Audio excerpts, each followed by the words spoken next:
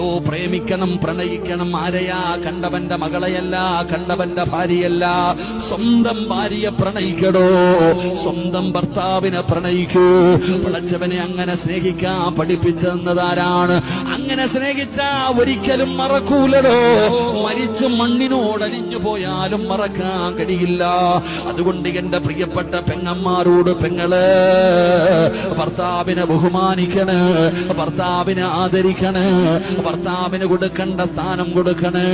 അതുപോലെ തന്നെയാണ് ഭർത്താവിനോടും പറയാനുള്ളത്.